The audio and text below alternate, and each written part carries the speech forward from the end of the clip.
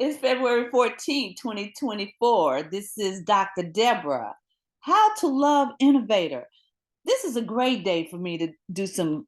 I'm going to try not to rant, y'all, but I am going to be serious about what this whole love thing is about because, we're wondering why it's not working. And I think we've tried everything, all the explanations, how people's love languages, communicating, uh, being compatible, online, offline. We're trying everything I have to say, but the right thing. Now, don't get me wrong, because there's some of you that's been doing it the way you've been doing it, so ever since you've been doing it, and it's working for you. But it's not working for a whole lot of us. And it would be really cool if we can get you in the room, all of you that where it's working, and you can tell us. But guess what? When you tell us, it's going to be different for everybody. There are some things that are specific to a couple and a culture and a relationship, and then there are some things that are universal. How to love is universal. And I say this all the time. What your love language is has nothing to do with how well you are operating in your relationship. First of all, I want to say this. Well, second or third of all, but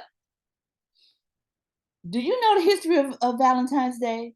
There are at least three different stories, and they all has to do with the Roman Catholic, experience for some different people, and by the last name of Valentine. But the story that I'm sticking with is the one that's not as popular, and the one that I think is that goes along with my idea about what love is, and that is to sacrifice for something you believe or someone that you love. Um, I said love is radical acceptance. Radical acceptance is to hold someone or something in such high regard that you make the necessary sacrifice to stay connected to that someone or something. Now, I use Jesus of Nazareth as my model for that, and his life and his legacy and his teachings, his love, his heart, how he responds to people in relationships. And according to my source, St. Valentine's was a priest who got in trouble with the Roman emperor for his beliefs, and he was killed for it. Now, he, like the Jesus he believed in, died for something that he loved. He sacrificed, gave the ultimate sacrifice. And just for example's sake, if what St. Valentine's did for his love for what it means to be a believer or follower of Christ, if that's what he did, why he did it, it had nothing to do with candy and rings and other kinds of jewelry, cards and balloons. Nothing. Let me just sum that up as it had nothing to do with romance. Speaking of romance, I just been exposed to another way of thinking about love. I'm teaching an intro psych class, and it was talking about socialization and how we learn what we learn based on the culture we live in. And one of the comments in the text says that when somebody gets into a relationship with someone, um, and they have an intimate relationship, that relationship is about romance, and it has and it's not likely to it's not sustainable. I'm going to get the specific thing for you, but while I'm getting that, let me just go ahead and make myself clearer about what love really is and how you can make it work. And I do get why it's not working, because it's made to sound like it's too easy. And people think with the whole romance idea that you look at somebody, you like the way they look, you like the way they think, you like the way they walk, they talk, and y'all have all these things in common, and and y'all talking, y'all can talk all night, and it's just wonderful, and you feel great about them, and they feel great about you, and y'all think y'all are in love, and let's do this and make it. Let's make this solid. Let's put the ink to this.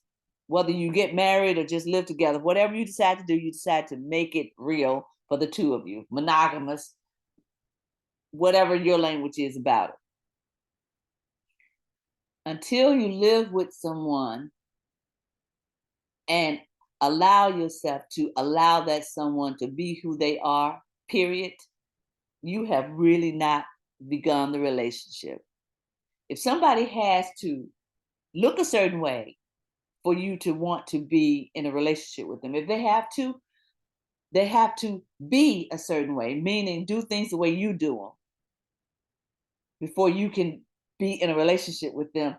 I'm thinking, as logical as that sounds, and as crazy as I sound protesting that, it is not working. I'll say that over and over again. It's not working, not for the long run. It is the most difficult thing you will ever do. And like most things that are difficult, if you really believe in that thing, and it could be anything from learning how to play pickleball, or learning how to be an expert writer, or learning how to what else? Be a teacher or be a parent. Whatever that thing is that you are doing that is difficult to do, if you really, really want to do well at it, you practice, and you want to give up. And don't get me started about exercise. Oh my goodness. There's nothing more painful than starting a new exercise program and watch and feeling your body from your toenails to the tips of your hair just ache. But because you want to look a certain way and feel a certain way and sleep a certain way, you keep doing it because it's going to get better for you, and it's not going to be hard. But until you sacrifice your body to accomplish that, and I mean the natural way, I mean running, breathing, uh, drinking water, all of the things that your body will respond to naturally.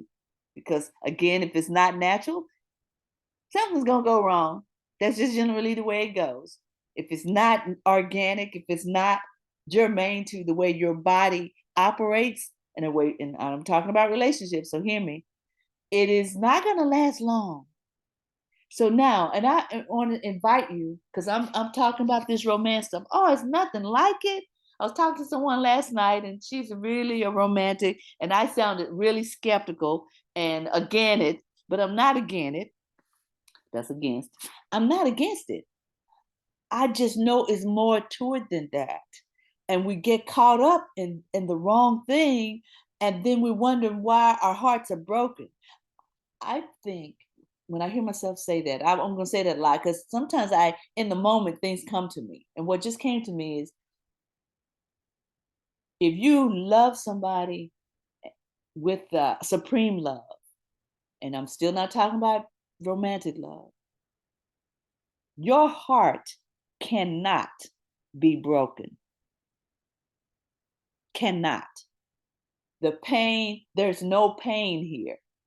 And the reason why there's no pain here, because you willingly allow yourself to be in the relationship with the person, allow yourself to learn them and allow them to learn you, and you working together to create a bond where this is somebody that you can be supportive of and that can support you, and you're very fond of them because they are working with you, and then you find some other common things that you can laugh about or that you can do together. But it still has nothing to do with the romance that we're sold on today. Nothing to do with that. And I say nothing because and I've said this before, think about all the people that you have been in love with that you're not in love with now. I mean, from the first grade to graduate school and everything in between there. And if you didn't go to graduate school, business school, whatever you did, whatever you're doing in your life, from the first job you had to the one you got now, When you first moved into the neighborhood till you moved out. Think of all the people that you've been in love with that you're not in love with anymore. What happened if love is so great? What happened? You can just ask yourself that, and you can come up with a lot of reasons. I'm sure you can say, well, they weren't the right one. We were not compatible. They cheated. I cheated. They were selfish. I was selfish. They weren't giving enough. They weren't affectionate enough. They didn't communicate. I mean, you can list a whole bunch of things. It's infinite. She didn't make up her face. He didn't work out. Oh, we can just keep, and I mean, as an exercise, we can, the list goes on and on and on. But imagine this. You are determined that you have a life that you want to have fulfillment in. And you have decided that you do not want to travel this journey of life alone. That you do want a partner, someone to partner with you while you go through this life, somebody to share things with. And you meet someone and they are nothing like you. That, first of all, let me just say that's almost a good thing. Almost a good thing, because I don't know what the things are. But somehow it's something about talking to them that sounds like you might be able to work something out. You might be able to live with these differences. You might be able to, when I say live with, I mean live with, because nothing, like I said, worth having is easy. And I'm just thinking about parents who get the kids they get, or the kids who get the parents they get. You cannot choose those people, as far as I know. You get what you get and you make the most of it. And if you really do your job, this is a great example. You do your job as a parent, and you do your job as a child. You say, my mother, I really wish she was just a little bit more lighthearted, smile more, played more. My kid, he just will not go to class. He just does not want to be in school. He wants to just paint all day. Both of those situations require work on both parents. Because let me just make that a 2-year-old child. They're just, you got to figure that out with them. If you're trying to raise a human being that you like, you can't just say this is how it's going to be, because a 2-year-old really don't care. And if they could cuss, they would probably tell you that. But there's a way you can get in their lives and in their hearts that says, okay, she does love me, he does love me. Okay, I will work with them at some point, but I got to get some of the stuff I want. That applies to everybody. And the sacrifices that you make as a parent with a 2-year-old is what I'm talking about. You make the necessary sacrifice because you know you cannot win. They do not care. They don't. So you got to figure that out so that you can stop the tantrums and whatever else they're doing. And you got to do it in a way, again, that you want to like these people and you want them to like you later. And I'm saying like it, I'm not saying love, because people love their people generally, even when they mistreat them. But they don't necessarily have good relationships because they don't know how to love them. And that's what's missing. Now, I could go around the world like I just did to come right back to where I started, and that is learning how to love. Yes, learning how to love is what relationships grow from. It's the blood of a relationship. It's the white blood cells, red blood cells of a relationship. Knowing how to love. And that's something that anybody can appreciate, no matter how you present it to them. If I came up and gave you a hug, you're going to say, oh, that's not my love language, so don't hug me. If I hug you and you can tell, you can feel my heartbeat against yours, and I'm holding you tight, and I'm saying, you're a really cool person, you going to reject that? I'm just saying, because it ain't your love language. And I'm being facetious, but my whole point here is bigger than that. It requires more work than getting me what I want or doing what I want to do because it's my love language. It requires more than that. It is totally something you can learn. But you cannot learn it if you're not open to it. You cannot learn it if you think somebody is out to take advantage of you. You can't learn it if you think you're giving more than you're 50% of the whole matter. You can't learn it. And I don't suspect me going on and on is going to really teach you, because I understand from some of my teachers that words don't teach. Experience does. And that I can help you with. Dr. Deborah here.